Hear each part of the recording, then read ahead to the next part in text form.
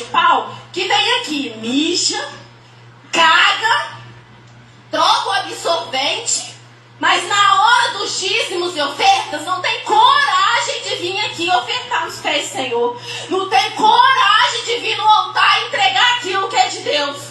Irmão, segura seu cocô então. Então vai cagar na sua casa. Se você não tem coragem de entregar para Deus, não caga. Caga em casa.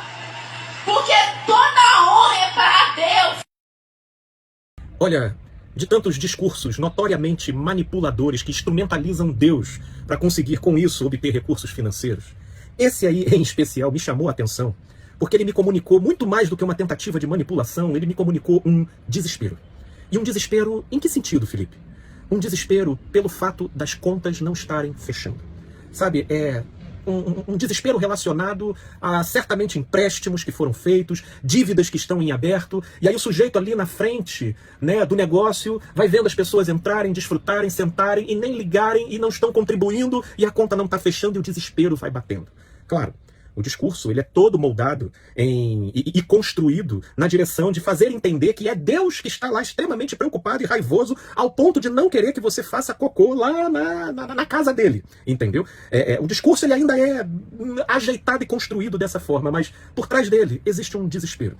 E é em cima de um ponto que eu costumo chamar a atenção para a gente refletir, porque esse desespero ele é muito frequente em pastores e líderes condutores de templos. Porque nessa cultura que associou o templo como sendo o mediador da relação entre Deus e os homens, onde essa relação só pode acontecer se houver um templo, muitos, entendendo que nisso consiste a obra de Deus nessa vida, pegam empréstimos, fazem altos investimentos, constroem templos, entendendo e abraçando a certeza que o dinheiro vai vir de alguma direção para sustentar aquele templo.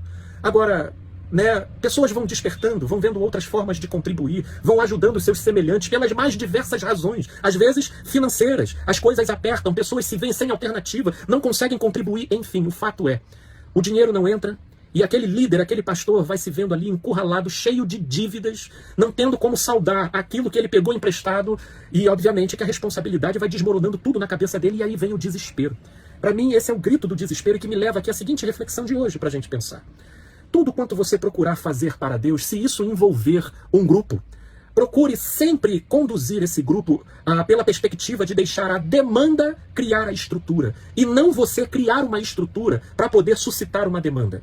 Porque tem muita gente que pensa que criar ali uma igreja, um espaço e tudo, para depois as pessoas começarem a frequentar, é o caminho para poder chamarem as pessoas para o reino de Deus. Gente, isso foi apenas uma formatação que se convencionou na cultura religiosa das pessoas, mas isso não é o reino de Deus, isso não é servir a Deus. Servir a Deus pode envolver, sim, reuniões, como por exemplo, eu faço. Mas pelo tamanho do grupo com quem eu me reúno, que não é grande, nós alugamos uma sala comercial. Em uma sala comercial que eu visualizei e na hora que a gente decidiu fazê-lo, eu procurei garantir de que todas as despesas ali envolvidas eu pudesse arcar e pudessem estar dentro daquilo que eu, pessoalmente, poderia arcar sem ter a necessidade de ninguém contribuindo. Graças a Deus o grupo contribui, tem sido algo satisfatório, não tem sido pesado para ninguém e graças a Deus nem para mim, e a gente ainda consegue ajudar famílias, irmãos e pessoas que precisam ali no grupo. Mas existem aqueles que podem ir lá e dizer, mas vocês poderiam crescer, pegar um espaço maior, para quê? Eu não crio, eu não construo estrutura para estimular a demanda. Se surgir demanda, que a gente proveja e construa estruturas tão somente compatíveis para acolher aquela demanda.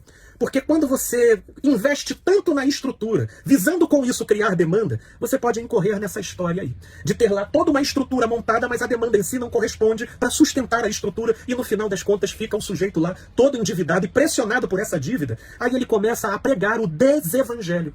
Ele começa a distorcer o espírito da mensagem e transferir para Deus uma raiva e uma indignação que sinceramente não foi de Deus, mas foi da sua escolha de querer tornar um templo, na verdade, aquilo que é dinâmico, que é espiritual, e que pode até ter uma estrutura, desde que essa estrutura esteja associada ao nível, ao patamar e à conveniência do grupo. Tão somente isso, ou seja, desde que a estrutura esteja a serviço do grupo e não sirva de interferência para que esse grupo possa ajudar outras pessoas. Seria esse o cálculo e a matemática que particularmente eu visualizo serem mais plausíveis e convenientes para que nenhuma estrutura interfira na lisura e na pureza do Evangelho de Cristo. Porque senão o desespero toma conta e a distorção começa a acontecer em nome da Bíblia, em nome de Deus, e na verdade é tudo muito triste. É para pensar, gente boa, paz e luz, meus amigos e amigas.